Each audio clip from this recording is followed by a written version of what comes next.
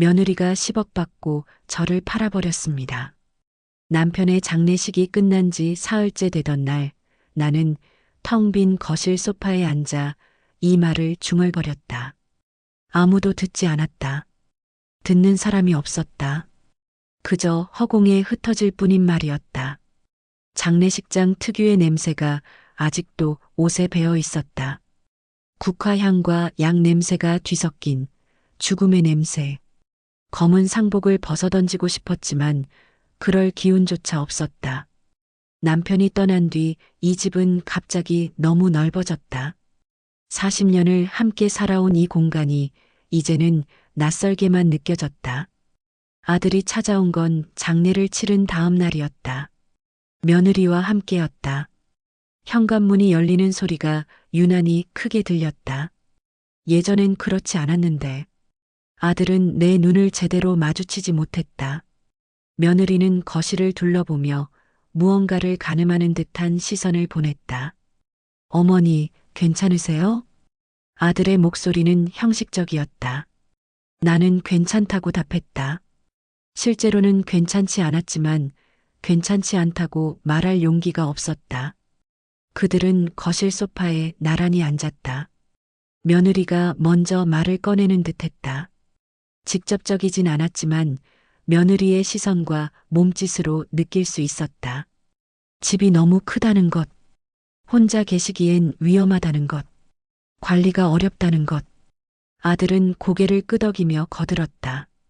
이 집이 10억은 한다는 이야기, 정리하면 어머니도 편하게 지낼 수 있다는 이야기가 오갔다. 나는 그저 듣고만 있었다. 반박할 힘이 없었다. 아니, 반박하면 안 될 것 같았다. 남편이 떠난 지 며칠도 안 됐는데 벌써 이런 이야기를 꺼내는 게 서운했지만 내색할 수 없었다. 며느리는 요양원 팸플릿 같은 걸 꺼내 보이는 것 같았다. 아들은 그것을 받아들고 내게 권하는 듯했다. 시설이 좋다고, 어머니 또래분들도 많다고, 외롭지 않을 거라고, 외롭지 않을 거라고. 나는 아무 말도 하지 않았다. 그저 차가운 손을 꼭 쥐었다. 손끝이 시렸다. 난방은 켜져 있었지만 온기가 느껴지지 않았다. 며느리의 목소리는 차분했다. 감정이 실리지 않은 업무를 처리하듯 정리된 말투였다. 아들은 중간중간 한숨을 쉬었다. 그 한숨이 나를 향한 건지 상황을 향한 건지 알 수 없었다. 다만 그 소리가 가슴에 못처럼 박혔다. 어머니 생각이 어떠세요? 아들이 물었다. 나는 잠시 생각해 보겠다고 답했다. 며느리의 표정이 순간 굳어지는 게 보였다. 기대했던 답이 아니었나 보다. 아들은 어색하게 웃으며 천천히 생각하시라고 덧붙였다. 하지만 그의 눈빛에선 조급함이 묻어났다. 그들이 돌아간 뒤 나는 집안을 천천히 걸었다. 거실, 주방, 안방, 작은 방. 모든 공간에 남편과의 기억이 스며 있었다. 아이들을 키운 곳이고 명절마다 온 가족이 모였던 곳이고 웃음과 눈물이 공존했던 곳이었다. 이곳이 내 평생의 터전이었다. 40년을 여기서 살았다. 아침마다 창문을 열고 저녁마다 불을 끄고 계절마다 화분을 돌보며 살아왔다. 그런데 이제 이 모든 게 10억이라는 숫자로 환산되고 있었다. 며느리는 계속해서 전화를 걸어왔다. 직접 말하진 않았지만 며느리의 목소리 톤에서 재촉하는 기운이 느껴졌다. 요양원 상담 예약을 잡았다는 이야기, 집을 보러 오겠다는 사람들이 있다는 이야기, 빨리 결정하는 게 좋다는 이야기가 이어졌다. 나는 매번 알겠다고만 답했다. 밤이 되면 더 불안했다. 혼자 누워 천장을 바라보는 시간이 길어졌다. 이 집을 지킬 수 있을까? 내 자리를 지킬 수 있을까? 아들은 정말 나를 생각해서 하는 말일까? 아니면 며느리의 뜻을 따르는 것일까? 생각이 꼬리를 물었다. 창밖에서 바람 소리가 들렸다. 나뭇가지가 흔들리는 소리, 어딘가에서 문 닫히는 소리. 모든 소리가 유난히 크게 들렸다.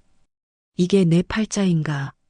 남편을 먼저 보내고 이제 집마저 내놓아야 하는 게 장례가 끝나자마자 내 자리는 이미 사라지고 있었다. 아들은 어제도 전화를 했다. 다음 주에 요양원 견학을 가보자고 했다. 며느리가 날짜를 잡아뒀다고 했다. 나는 또 알겠다고 답했다. 전화를 끊고 나서 한참을 멍하니 앉아 있었다. 거실 시계 초침 소리만 규칙적으로 흘렀다. 이 집의 모든 것이 내 손때로 반들반들해졌다. 문손잡이, 계단 난간, 부엌 싱크대. 하나하나가 내 인생이었다. 그런데 이제 그 모든 게 누군가에게 넘어가려 하고 있었다. 10억이라는 돈으로 바뀌려 하고 있었다. 정말 나의 자리는 이제 없는 걸까? 어머니, 준비되셨어요? 현관 밖에서 며느리의 목소리. 초인종도 누르지 않은 채 비밀번호로 문을 여는 소리가 들렸다. 나는 방에서 외투를 입고 있었는데 손이 떨려 단추가 자꾸 미끄러졌다. 끝내 한 칸을 남겼다. 화요일 오전 10시. 요양원 견학 가는 날이었다. 거울 속 얼굴. 주름투성이. 흰머리를 빗으로 쓸어 넘기면서 파마를 할까 생각했었지만 며느리가 뭐라 할까봐 그러지 못했다. 괜히 꾸민다고 할까봐 두려웠던 것이다. 어머니. 목소리가 커지며 재촉하는 기운. 서둘러 문을 열자 며느리가 현관에 서 있었다. 아들은 차에서 기다린다 했다. 나는 알았다. 마주하기 싫다는 뜻이라는 걸. 신발을 신으려 허리를 숙이는데 어지러워서 며느리가 팔을 잡아줬다. 고맙다고 했지만 며느리는 대답하지 않더라. 차 뒷좌석. 아들이 백미러로 나를 보다가 시선을 피했다. 시동 거는 소리. 며느리는 조수석에서 핸드폰만 들여다보며 요양원 위치를 확인하는 듯 보였다. 차가 출발하면서 집이 멀어지기 시작했다. 창밖으로 대문이, 담장이, 우체통이 보였다. 40년을 보던 풍경인데 이제 이 풍경을 못 볼지도 모른다는 생각에 가슴이 먹먹해졌다. 익숙한 골목을 지나쳐 슈퍼마켓이 눈에 들어왔다. 매일 장을 보던 곳. 주인 아저씨가 나를 알아보곤 하던 단골 가게였는데 이제 그 인사도 없겠지. 교회도 스쳐 지나갔다. 일요일마다 남편과 함께 다녔던 곳이었는데 남편이 아프고 나서는 혼자 다녔었다. 교인들이 위로해주곤 했지만 남편이 떠나고는 발길이 끊겼다. 힘이 없어서 며느리는 교회 다니는 걸 시간 낭비라고 하곤 했었다. 어머니, 오늘 보시고 괜찮으시면 바로 계약할게요. 며느리가 뒤를 돌아보며 말하는데 웃고는 있었지만 눈은 웃지 않았다.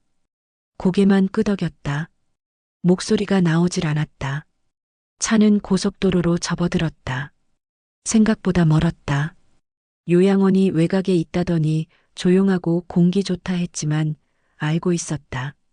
도심에서 멀다는 뜻이고 가족들이 찾아오기 어렵다는 뜻이라는 걸. 창밖 풍경이 바뀌면서 빌딩이 사라지고 논밭이 나타났다. 산도 보였다. 예전에 남편과 등산을 다녔던 기억. 젊었을 때였다. 우린 도시락을 챙겼다. 김밥과 계란말이. 손에 쥔 그 온기가 아직 남아있는 듯했다. 남편이 좋아하며 정상에서 먹으면 더 맛있다고 하던 그 시절이 그리웠다. 내가 뭘 그리 잘못했나? 23세 시집와서 만난 남편은 평범한 회사원이었고 월급이 많지 않아서 아껴 쓰며 살았다. 아이들이 태어났다. 둘이나. 그때부터 내 삶은 아이들 것이 되어버렸는데 내 옷 한 벌 제대로 사입지 못하고 미장원도 가지 못하면서 파마 한 번 못 해봤다. 친구들이 머리를 곱게 하고 나타나면 부러웠지만 그 돈이면 아이들 책을 사거나 학원비를 낼 수 있었으니까. 겨울 코트를 10년 넘게 입으면서 소매가 닳고 안감이 찢어져도 그대로 입었다. 아이들 패딩을 사야 했으니까. 나는 늘 나중이었다. 여유가 생기면 사야지 하면서 미루다가 결국 사지 못했던 것이다. 명절이면 온 가족이 모여서 거실에 웃음소리가 가득했던 그때가 제일 좋았다. 손주들이 뛰어다니며 딸랑딸랑 방울 소리를 내던 모습. 며느리도 그땐 웃으며 설거지를 같이 하곤 했고 사위도 상 차리는 걸 도와주곤 했다. 함께 밥을 먹고 이야기를 나누던 그 시간들. 그 시간이 그립다. 아니, 돌아오지 않을 걸 알수록 더 간절해진다. 지금은 너무 조용해서 시계 초침 소리만 들린다. 똑딱, 똑딱. 아이들은 바빠지고 손주들은 컸다. 명절에도 오지 않는다. 바쁘다고, 일이 많다고 하면서 다 왔어요. 며느리의 목소리에 정신을 차리고 보니 차가 큰 건물 앞에 멈춰 있었다. 요양원. 5층짜리 건물이 깨끗해 보이긴 했지만 차가워 보였다. 차에서 내리는데 다리가 후들거려서 며느리가 팔을 잡아줬다. 아들은 먼저 걸어가고 있었다. 로비는 넓었다. 반짝였지만 어딘가 비어 보였다. 소독약이 코를 톡 찔렀고 마음은 한층 더 차가워졌다. 리셉션 데스크에 앉아있던 젊은 여직원이 우리를 보고 일어나서 웃으며 예약 확인을 했다. 며느리가 답하는 목소리. 원장이 나왔다. 중년 남자가 정장 차림으로 명함을 건넸는데 며느리와 아들은 받았지만 나한테는 주지 않았다. 어르신 환영합니다. 시설을 안내해 드리겠습니다. 원장이 공손하지만 형식적인 목소리로 말하며 우리를 이끌었다. 엘리베이터를 타고 3층으로 올라가니 긴 복도, 양쪽으로 방문들이 줄지어 있는데 번호가 붙어 있었다. 301, 302, 303. 사람이 아니라 번호였다. 한 방문을 열었다. 빈 방, 낯선 하얀 침대와 작은 옷장, 그리고 창 하나. 숨이 짧아진다. 우리 집 화장실보다 좁게 느껴졌다. 화장실은 공용으로 복도 끝에 있습니다. 원장의 설명. 공용 화장실이라니. 다른 사람들과 같이 써야 한다는 것. 나는 평생 내 화장실을 써왔는데 이제는 줄 서서 기다려야 한다는 뜻이었다. 1층으로 내려가서 식당을 보니 넓긴 했지만 테이블에 노인들이 몇 명 앉아서 멍하니 말없이 그냥 앉아만 있었다. 하루 세끼 제공되고 영양사가 관리합니다. 원장이 자랑스럽게 말했지만 보이는 건 스테인리스 식판들. 급식 같았다. 내가 해먹던 된장찌개, 김치, 나물 반찬들이 그리웠다. 프로그램실은 장비만 세워져 있었다. 사람의 온기는 보이지 않았다. 운동기구들과 탁구대와 TV가 있었지만 텅 비어 있을 뿐이었다. 투어가 끝나고 로비로 돌아오니 원장이 팸플릿과 가격표를 꺼내서 며느리가 받아들고 훑어보는 모습. 보증금 1,000만 원에 월 비용이 200만 원입니다. 원장의 말에 200만 원이라는 금액. 적지 않았다. 며느리는 고개를 끄덕이며 괜찮다는 듯이 반응했다. 어머니, 어떠세요? 며느리가 나를 보며 물었고 모두가 나를 쳐다봤다. 입을 열어서 좋다고 해야 했다. 그들이 원하는 대답을 해야만 했다. 좋습니다. 작고 떨리는 목소리. 며느리는 만족스러워하고 아들은 안도하며 원장은 웃었다. 그럼 계약하시겠습니까? 원장이 계약을 운운하자 며느리는 고개를 끄덕이며 서류를 앞으로 밀었다. 계약하겠다고, 다음 주 입소하겠다고, 빠를수록 좋다고 하더라. 계약서를 쓰는데 며느리가 쓰고 보호자란에 아들 이름이 들어갔다. 내 이름 3글자. 떨리는 펜 끝이 겨우 자리를 찾았다. 집으로 돌아오는 차 안이 조용했다. 며느리는 만족스러워 보이고 아들은 편안해 보이는데 나는 창밖만 보면서 눈물이 났다. 닦았다. 집에 도착하자 며느리가 말했다. 어머니, 다음 주까지 짐 정리하세요. 필요한 것만요. 나머지는 저희가 처리할게요. 처리한다는 말이 귀에 박혔다. 내 물건들을 버린다는 뜻. 집도 곧 내놓을 거예요. 부동산에서 연락 왔는데 일요일에 보러 온대요. 며느리가 덧붙이는데 벌써 부동산에 연락했다는 것. 일요일, 사흘 후였다. 얼마나 서두른 건가. 그들이 떠나고 혼자 남았다. 집안이 텅 빈 것 같았는데, 아니, 정말 비게 될 것이었다. 거실을 천천히 걸으며 소파 팔걸이에 손을 얹었다. 해진 가죽이 손바닥에 걸린다. 40년을 함께 굴곡을 버텼는데 다음 주면 내 자리는 없다. 부엌으로 가니 싱크대에서 눅눅한 냄새. 배수구를 청소한 지 오래된 것이다. 냉장고 문이 덜컥. 김치와 된장 냄새가 퍼졌다. 여기서 끓여야 맛인데 식판으로 옮겨지는 순간 맛이 꺼질 것만 같았다. 안방으로 가서 이불을 만지니 남편 냄새가 희미하게 남아 있었다. 곧 사라질 것이다. 새 주인이 오면 장롱을 열어보니 오래된 옷들이 가득한데 며느리는 필요한 것만 챙기라고 했다. 뭘 가져가나? 옷 몇 벌? 사진 몇 장? 사진첩을 꺼내니 먼지가 쌓여 있었다. 펼쳐보니 결혼사진. 남편이 잘생겼고 나도 예뻤던 시절. 웨딩드레스를 입고 행복했었다. 아이들 사진도 있었다. 돌잔치, 입학식, 졸업식에서 웃는 아이들.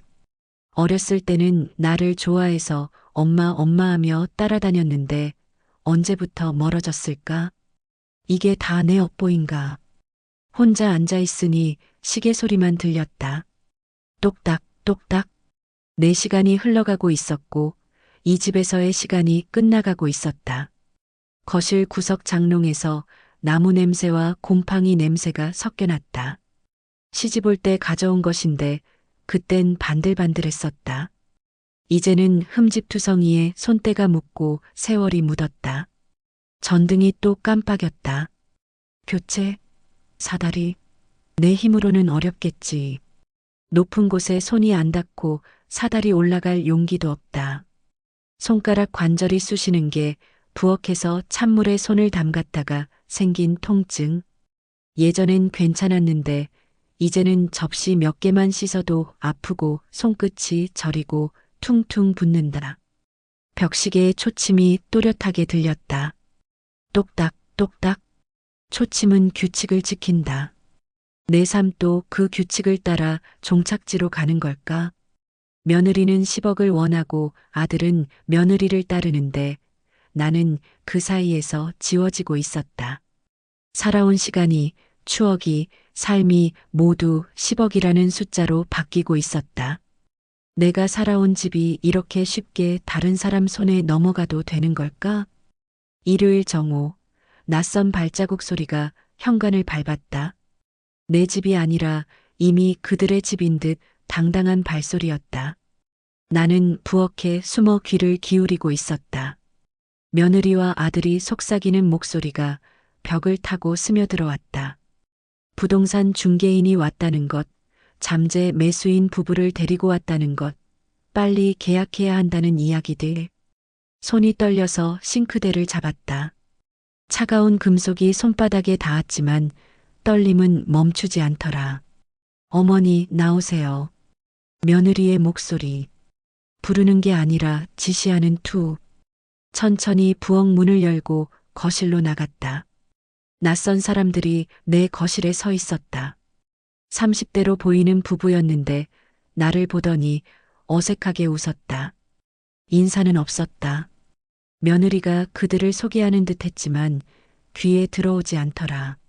부동산 중개인이 집을 둘러봐도 되냐고 묻는 듯한 어투였지만 이미 안으로 들어서고 있었다. 허락을 구하는 척일 뿐. 이쪽이 거실이고요. 채광이 정말 좋죠? 중개인의 목소리가 들렸다. 내 귀에는 소음처럼 들렸다.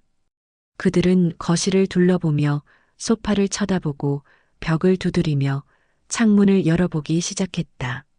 내가 40년을 살았던 공간을 품평하고 있었다. 낯선 부부가 부엌으로 들어가서 냉장고를 열어봤다. 내 김치가 들어있는 냉장고를, 싱크대 수전을 틀어보고 물이 나오는지 확인하는 듯 했다. 가스레인지를 살피더니 낡았다는 표정. 주방은 좀 오래됐네요. 리모델링 해야겠어요. 낯선 남자가 아내에게 말하자 그 여자가 고개를 끄덕였다. 리모델링. 내가 평생 써온 부엌을 뜯어 고치겠다는 것. 가슴이 답답해졌다. 숨이 가빠오기 시작했다. 심장이 두근거렸다. 이게 내 집인데.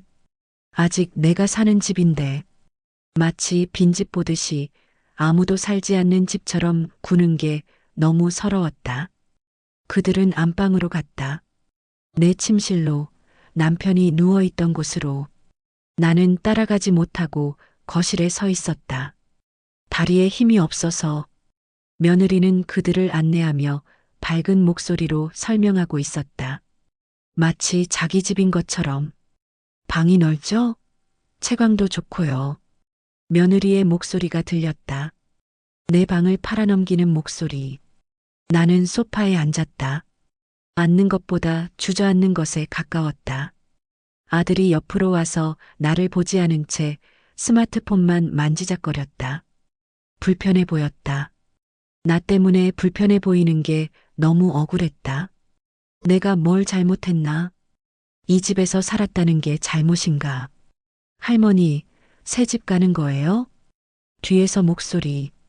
손주였다. 중학생이 된 손주가 언제 왔는지 현관에 서 있었다.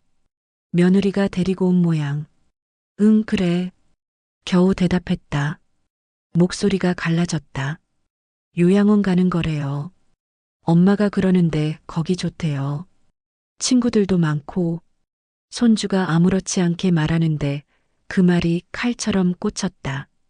친구들. 요양원에 가면 친구들이 많다고 했다. 나는 외로워서 요양원에 가는 게 아니었다. 쫓겨나는 것이었다. 팔려나가는 것이었다. 할머니 짐 다 쌌어요? 엄마가 빨리 정리하래요. 손주가 물었다. 순수한 질문이었겠지만 내 귀에는 독촉으로 들렸다. 빨리 나가라는, 자리를 비우라는. 나는 대답하지 못했다. 입이 떨어지지 않았다. 손주는 잠시 나를 보더니 방으로 들어갔다. 관심 없다는 듯이. 낯선 부부가 다시 거실로 나왔다. 만족스러워 보였다. 남자가 중개인에게 뭔가 물으며 가격 협상하는 듯 했다. 여자는 발코니를 또 둘러보며 여기에 화분을 놓으면 좋겠다는 표정. 나는 투명 인간이 된 기분이었다. 아무도 나를 보지 않았다. 아무도 나에게 말을 걸지 않았다. 내가 여기 있는데, 아직 내가 사는 집인데, 마치 나는 없는 사람처럼, 이미 떠난 사람처럼 대했다. 며느리가 중개인과 낮은 목소리로 이야기를 나누고 있었다. 가격 이야기인 듯, 계약금 이야기인 듯, 언제 비울 수 있냐는 이야기도 나오는 것 같았다. 다음 주면 가능합니다. 어르신이 요양원 입소하시거든요. 며느리의 말이 들렸다. 어르신. 나를 어르신이라고 불렀다. 시어머니가 아니라 어르신으로, 남처럼, 처리해야 할 대상처럼. 가슴이 무너지는 것 같았다. 자존심이 바닥으로 떨어지는 것 같았다. 나는 이 집의 주인이었다. 40년을 여기서 살면서 아이들을 키웠다. 명절마다 온 가족을 맞이했다. 이 집의 모든 구석구석이 내 손때로 반들반들했다. 그런데 지금 나는 쫓겨나는 짐짝처럼 취급받고 있었다. 낯선 부부가 만족스럽다는 표정으로 고개를 끄덕이며 계약하고 싶다는 뜻을 비쳤다. 중개인이 기뻐하며 서류 이야기를 꺼냈다. 며느리도 만족스러워 보였고 아들은 여전히 스마트폰만 보고 있었다. 그럼 내일 사무실로 오시면 계약 진행하겠습니다. 중개인이 말했다. 내일. 벌써 내일이라니. 나는 아직 준비도 안 됐는데, 마음의 준비도 안 됐는데, 그들은 이미 다 정해놓은 것이었다. 낯선 부부가 나가면서 나를 보며 어색하게 웃었다. 미안하다는 표정은 아니었다. 그냥 형식적인 인사. 나는 고개를 끄덕였다. 웃지는 못했다. 문이 닫혔다. 현관문이 쾅 하고 닫히는 소리가 내 가슴에 못을 박는 것 같았다. 며느리가 돌아서서 나를 보며 웃고 있었다. 기쁜 듯 했다. 어머니, 잘 됐네요. 생각보다 빨리 나갔어요. 가격도 괜찮고요. 잘 됐다고 했다. 누구한테 잘 된 건가? 나한테 잘 된 건가? 아니면 그들한테 잘 된 건가? 나는 대답하지 않았다. 대답할 기운이 없었다. 아들이 스마트폰에서 눈을 떼고 며느리에게 말했다. 그럼 내일 계약하고 다음 주에 어머니 모시고 요양원 가면 되겠네. 모시고 간다고 했다. 모시는 게 아니라 버리러 가는 것 아닌가. 입 밖으로는 나오지 않았다. 목구멍까지 올라왔지만 삼켰다. 며느리가 부엌으로 가서 냉장고를 열어보며 혼잣말처럼 말했다. 이것들 다 버려야 하는데 업체 불러야겠네. 버린다고 했다. 내가 만든 김치를, 내가 담근 된장을, 내가 정성껏 만든 반찬들을 다 버린다고 했다. 쓰레기처럼. 손주가 방에서 나와 현관으로 가며 신발을 신으면서 말했다. 엄마, 저 학원 가요. 할머니, 안녕히 계세요. 안녕히 계세요. 마치 마지막 인사처럼 들렸다. 손주는 문을 열고 나가며 돌아보지도 않았다. 며느리와 아들도 나갈 준비를 하며 볼 일이 있다고, 서류 준비해야 한다고, 은행 가야 한다고 했다. 핑계였다. 그냥 나와 함께 있기 싫은 것이었다. 어머니, 저희 나갔다 올게요. 저녁은 냉장고에 있는 거 드세요. 며느리가 말하는데 배려하는 척이었다. 나는 고개만 끄덕였다. 그들이 나갔다. 문이 닫혔다. 쾅! 혼자 남았다. 거실이 너무 조용해서 시계 소리만 들렸다. 똑딱, 똑딱. 방금 전까지 사람들로 가득했던 공간이 텅 비어 있었다. 아니, 나만 남아 있었다. 나는 소파에 그대로 앉아 있었다. 움직일 수가 없었다. 다리에 힘이 없어서 가슴이 답답하고 숨쉬기가 힘들었다. 심장이 두근거렸다. 손이 떨리고 온몸이 떨렸다. 화가 치밀어 올랐다. 분노가 끓어올랐다. 내가 뭘 잘못했나? 왜 나는 이렇게 취급받아야 하나? 남편이 떠나자마자 이렇게 버려지는 건가? 40년을 여기서 산 게 아무 의미도 없는 건가? 소파 팔걸이를 꽉 쥐었다. 손톱이 가죽에 파고들었다. 이 소파에서 아이들에게 젖을 먹였다. 밤새 아이들 열을 재며 앉아 있었다. 남편과 나란히 앉아 TV를 보곤 했다. 손주들이 이 소파에서 뛰어놀았다. 그 모든 시간들이 지금 10억이라는 숫자로 환산되고 있었다. 일어섰다. 비틀거렸다. 벽을 짚고 부엌으로 갔다. 싱크대 앞에 섰다. 수전에서 물을 틀었다. 차가운 물이 손등을 타고 흘렀다. 이 싱크대에서 수없이 설거지를 했다. 명절이면 하루 종일 서서 음식을 만들었다. 새벽같이 일어나 아이들 도시락을 쌌다. 남편이 아프고 나서는 죽을 쑤었다. 약을 타서 물을 떠다 드렸다. 냉장고를 열었다. 김치 냄새가 코를 찔렀다. 지난주에 담근 김치였다. 혼자 먹으려고 작게 담갔다. 며느리는 이걸 버린다고 했다. 업체를 불러서 다 치운다고 했다. 내 손때가 묻은 반찬들을, 내 정성이 담긴 음식들을 쓰레기처럼 버린다고 했다.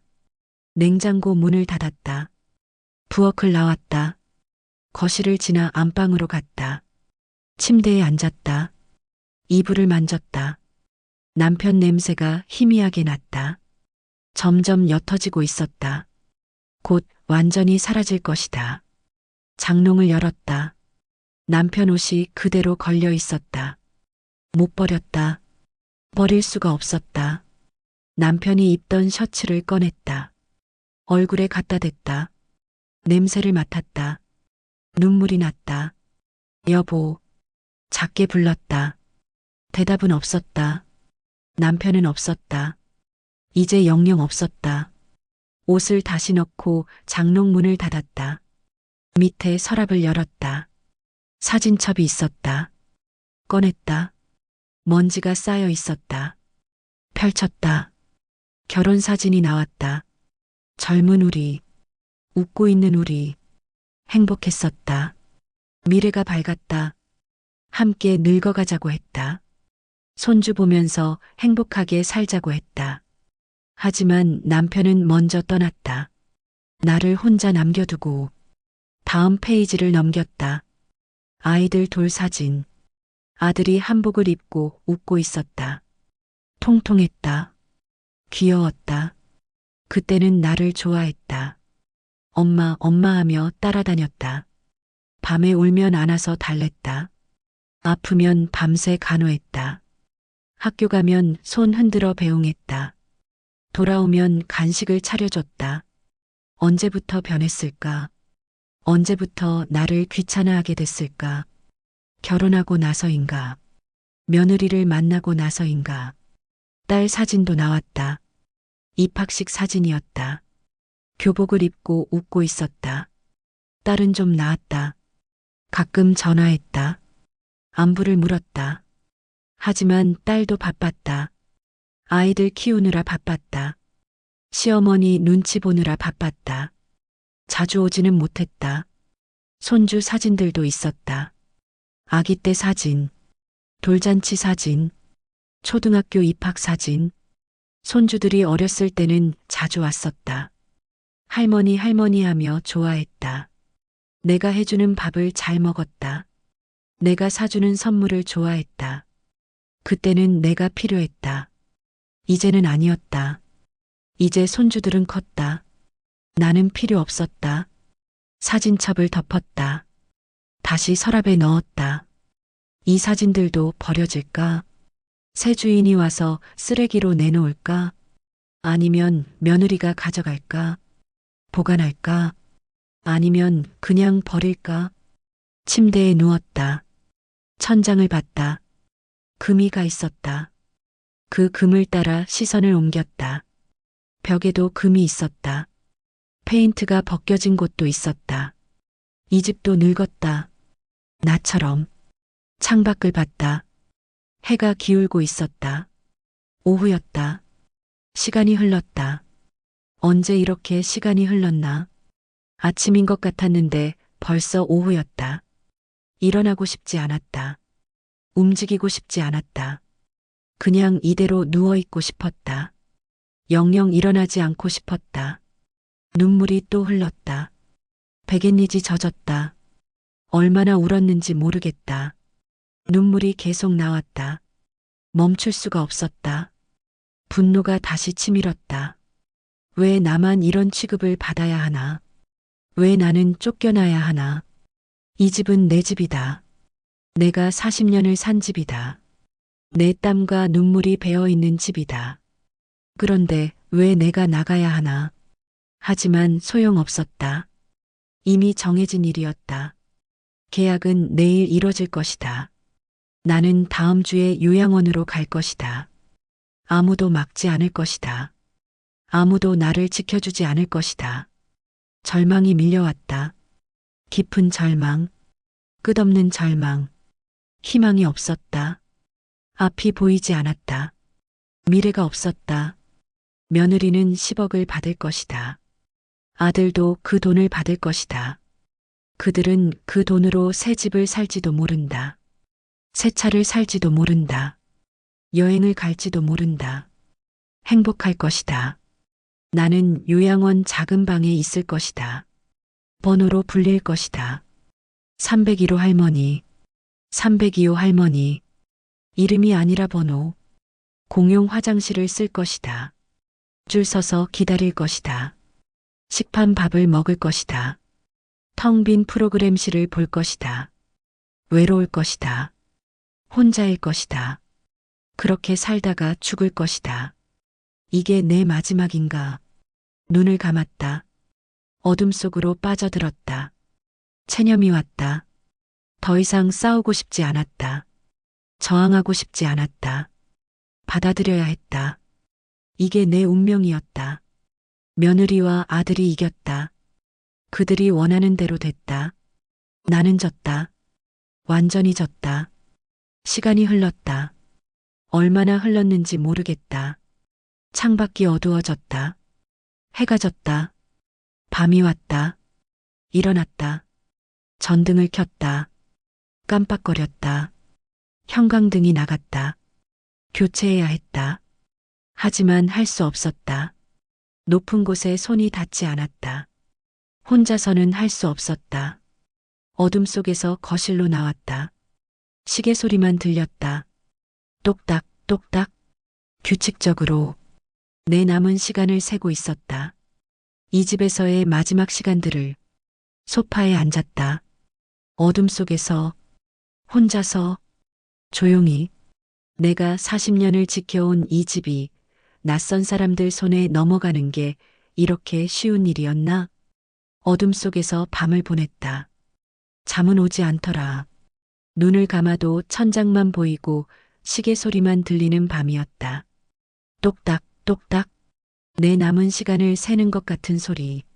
새벽이 밝아오며 창밖이 회색빛을 띠었다. 희망 없는 아침. 일어나려니 몸이 무거워서 다리에 힘을 주기 어려웠다. 겨우 거실로 나왔다. 어젯밤 그대로였다. 아무것도 변하지 않은 채 부엌으로 가서 물을 마시며 목을 축였다. 찬물이 목을 타고 내려갔지만 속은 여전히 메말라 있었다. 냉장고를 열어보니 김치와 반찬들이 그대로 있었다. 며느리는 이걸 다 버린다고 했었는데 나는 그저 바라만 볼 뿐이었다. 막을 힘도 없었고 막을 이유도 모르겠다. 식탁에 앉았다. 먹고 싶지 않았지만 먹어야 했다. 살아야 했으니까. 아직은 밥 한 공기를 퍼서 김치 몇 조각을 올린 뒤 숟가락을 들어 입으로 가져가는데 손이 떨렸다. 삼키니 맛이 없어서 밥알이 목에 걸리는 느낌이었다. 물을 마셨다. 몇 숟가락 먹고는 더 이상 먹을 수 없어서 식탁에 그대로 두고 일어났다. 설거지를 해야 했지만 힘이 없었다. 나중에 하자. 아니, 나중에 있기는 할까? 거실 소파에 앉아서 창밖을 보니 월요일 아침이었다. 사람들은 출근하고 학교 가고 일상을 살아가고 있을 텐데 나만 멈춰 있는 것 같았다. 시간이 멈춘 것처럼. 며느리가 말했었다. 내일 계약한다고. 그 내일이 오늘이었다. 지금쯤 아들과 며느리는 부동산 사무실에 가서 계약서에 도장을 찍고 계약금을 받고 있을 것이다. 집이 팔렸다. 내 집이. 손을 들어 얼굴을 감싸니 눈물이 날 것 같았지만 나오지 않았다. 이미 다 말라버린 것 같았다. 더 이상 울 눈물도 없었다. 시간이 흘렀다. 얼마나 흘렀는지 모르겠다. 그냥 앉아만 있었다. 생각도 안 나고 머릿속이 텅 빈 것 같았다. 초인종이 울려서 깜짝 놀랐다. 누구지? 며느리인가 아들인가? 일어나려다 다시 주저앉으며 나가기도 싫고 만나기도 싫다는 생각이 들었다. 초인종이 또 울리며 나를 재촉하는 것 같아서 할 수 없이 일어나 현관으로 갔다. 인터폰을 보니 배달원이었다. 문을 열자 택배 아저씨가 상자를 내밀어서 받았다. 무게가 있었다. 뭘까? 주문한 게 없는데. 여기 사인 부탁드려요. 배달원이 단말기를 내밀어서 떨리는 손으로 사인하고 나니 그는 가버렸다. 상자를 들고 안으로 들어와서 거실 바닥에 내려놓고 보낸 사람을 확인하니 딸이었다. 뜯어보니 과일이 들어 있었다. 사과, 배, 귤. 메모지가 하나 붙어 있었다. 엄마, 건강 챙기세요. 바빠서 자주 못 가서 미안해요. 딸의 글씨였다. 짧은 메모였지만 마음이 조금 따뜻해지는 느낌이었다. 딸은 나를 생각하고 있었다. 비록 자주 오지는 못해도 과일을 꺼내 싱크대에 씻어서 사과 하나를 베어 물었다. 달고 아삭하며 맛이 있었다. 조금 전에 먹은 밥보다 훨씬 맛있었다. 사과를 먹으며 생각했다. 딸은 나를 잊지 않고 택배를 보내고 과일을 보내고 메모를 쓴 것이다. 작은 것이지만 마음이 담겨 있었다. 하지만 그것뿐이었다. 딸도 바빴고 자기 가족이 있었다. 아이들 키우느라 바쁘고 시댁 눈치 보느라 바빴다. 나를 자주 볼 수는 없는 처지였다. 나는 이해했다. 이해해야 했다. 사과를 다 먹고 쓰레기통에 버린 뒤 손을 씻고 거실로 돌아왔다. 우편함 생각이 났다. 며칠째 확인하지 않아서 우편물이 쌓여 있을 것이다. 청구서, 광고지, 그런 것들. 현관문을 열고 나가니 복도가 조용했다. 이웃집 문들이 모두 닫혀 있었다.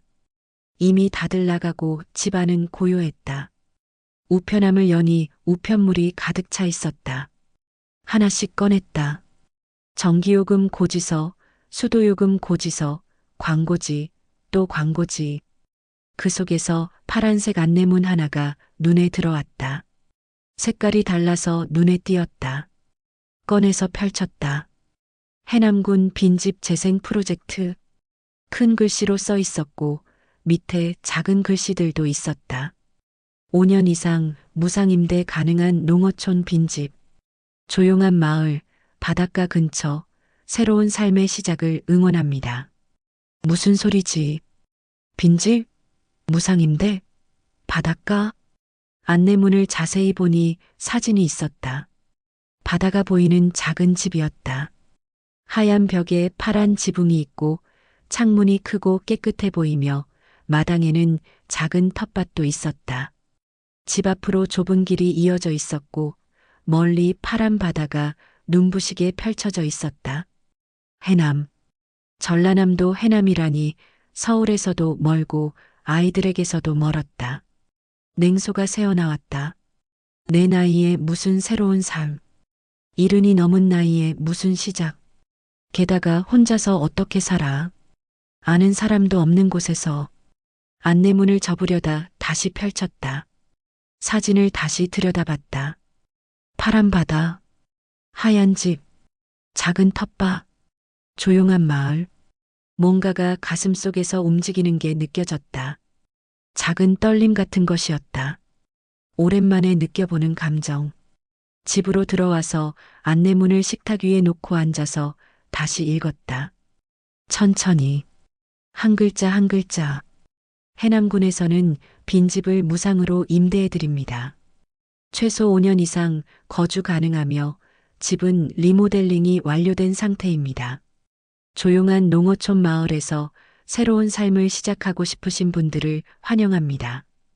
신청 자격만 55세 이상, 건강한 분.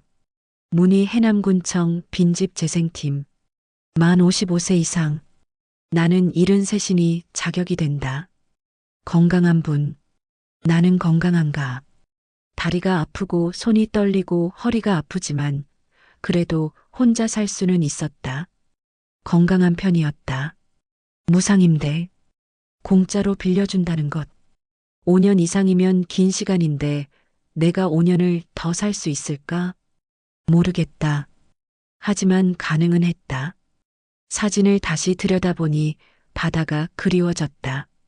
오랜만에. 젊었을 때 남편과 바닷가에 가서 손을 잡고 모래사장을 걸으며 파도 소리를 들었던 기억이 났다. 회를 먹고 행복해했던 그때. 아이들이 어렸을 때도 바닷가로 여름 휴가를 갔었다. 아이들이 물놀이하는 걸 보며 모래성을 만들어주고 수박을 쪼개 먹으며 가족이 함께 웃었던 시간들. 그때가 그리웠다. 바다가 그리웠다. 파도 소리가 그리웠다. 하지만 현실로 돌아왔다. 나는 지금 서울에 있고 이 집에 있었다. 이 집은 팔렸고 나는 요양원에 가기로 정해진 상태였다. 내 의지가 아니라 그들의 의지로. 안내문을 내려놓으며 말도 안 되는 생각이라 여겼다. 해남에 간다고? 혼자서? 아는 사람도 없는 곳에? 내 나이에? 하지만 계속 생각이 났다. 파란 바다, 하얀 집, 조용한 마을, 새로운 삶, 새로운 삶. 나한테도 새로운 삶이 가능한가? 73인 나한테도. 요양원이 떠올랐다.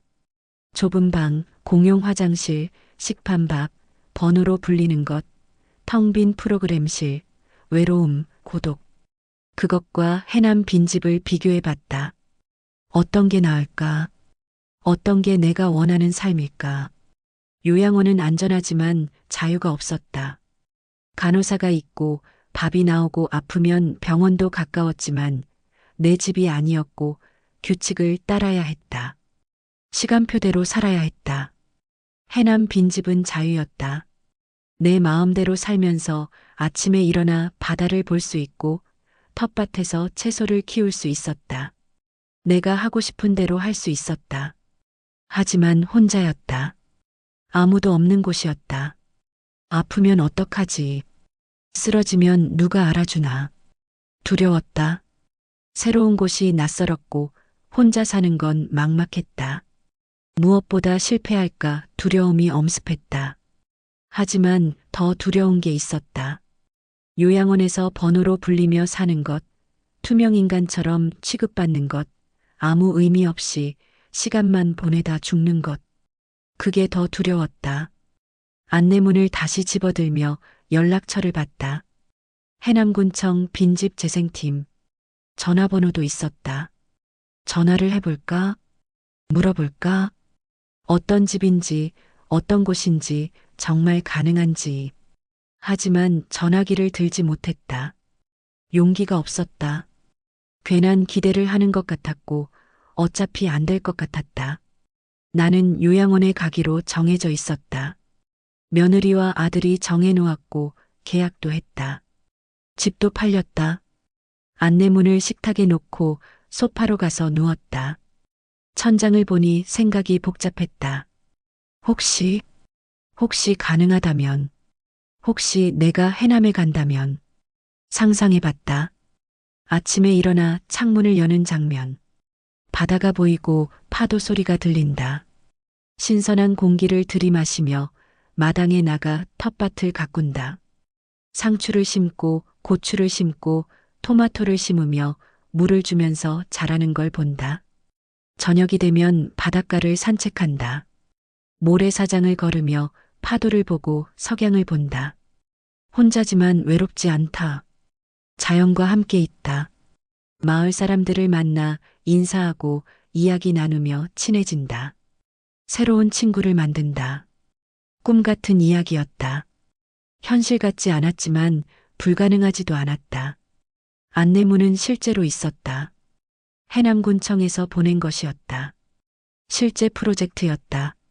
일어나 다시 식탁으로 가서 안내문을 펼쳤다. 사진 속 파란 바다를 손끝으로 쓸어보았다. 종이 위에 바다였지만 손끝에서 미세한 떨림이 느껴졌다.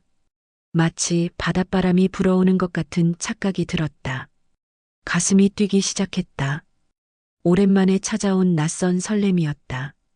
그것은 희망이었다. 혹시 이게 기회일까? 혹시 이게 내가 다시 살아갈 수 있는 방법일까?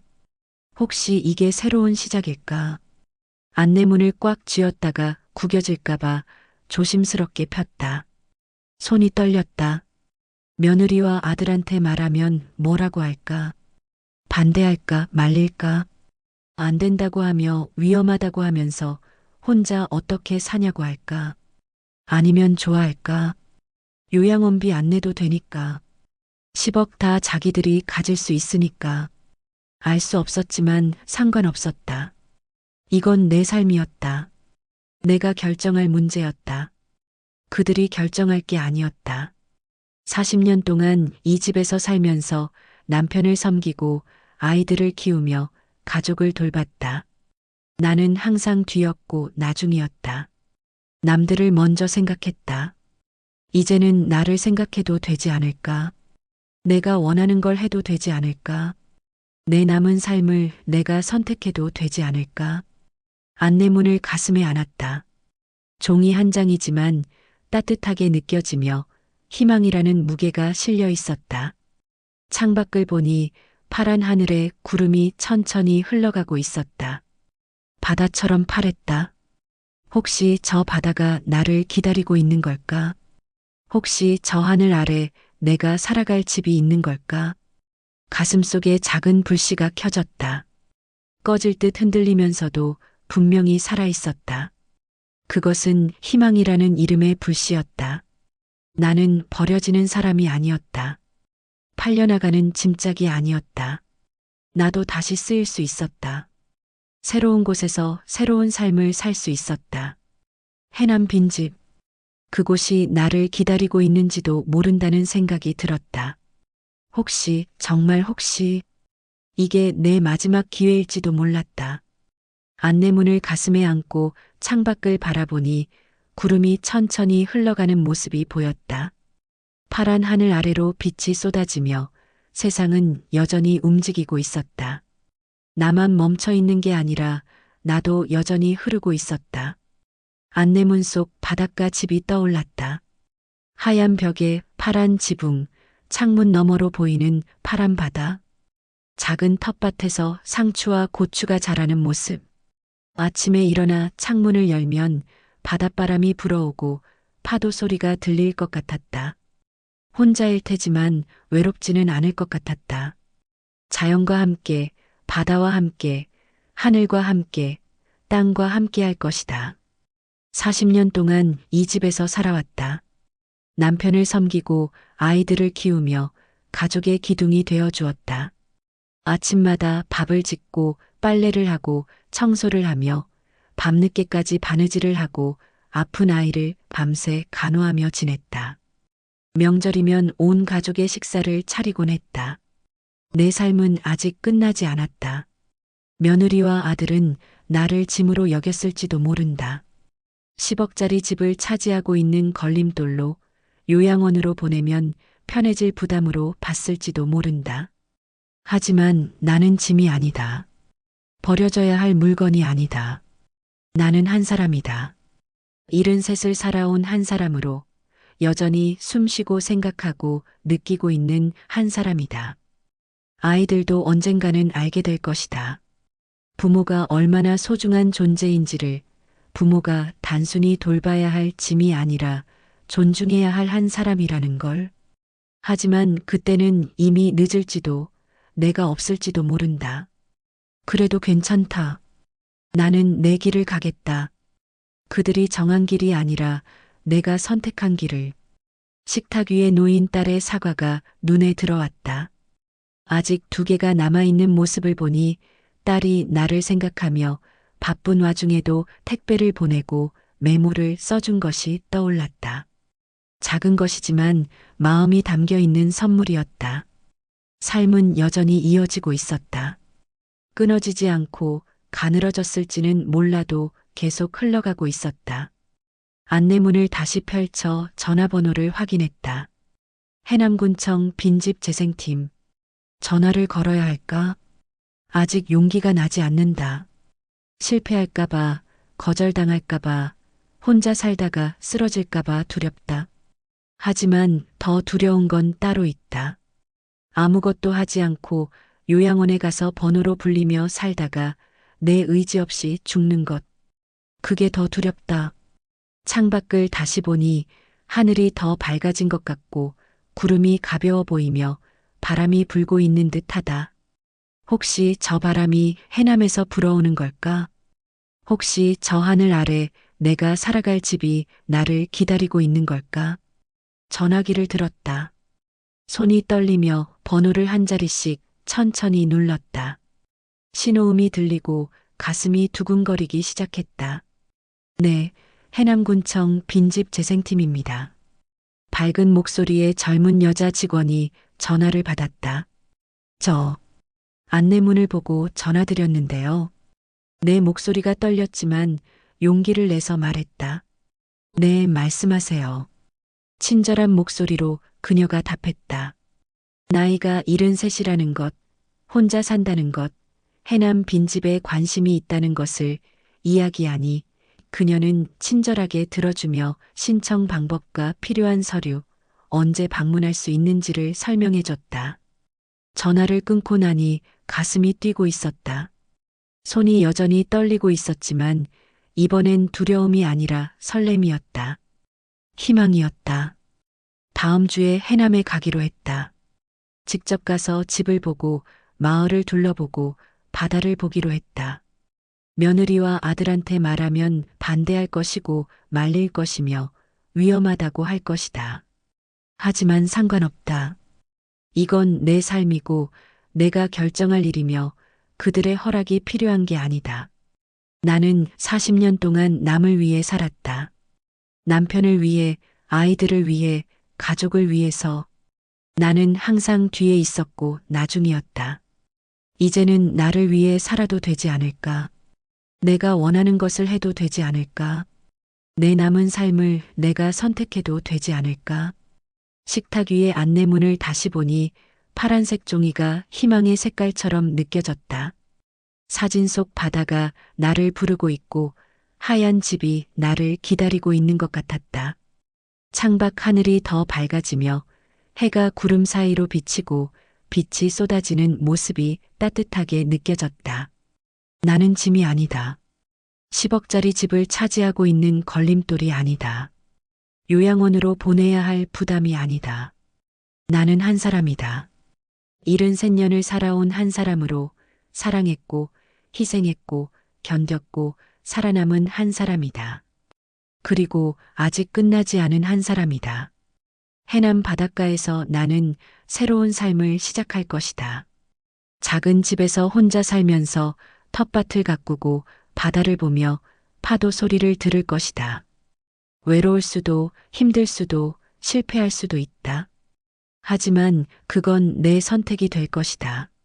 내 의지로 사는 삶이 될 것이며 누군가에게 떠밀려 사는 삶이 아니라 내가 선택한 삶이 될 것이다. 그것만으로도 충분하다. 안내문을 가슴에 꼭 안으니 따뜻하게 느껴지며 희망이 전해졌다. 창밖 하늘을 다시 보니 구름이 흘러가고 바람이 불며 세상이 움직이고 있었다. 나도 움직일 것이다. 멈춰 있지 않고 흘러가며 살아갈 것이다. 나는 짐이 아니다. 나는 다시 내 삶을 시작할 수 있다.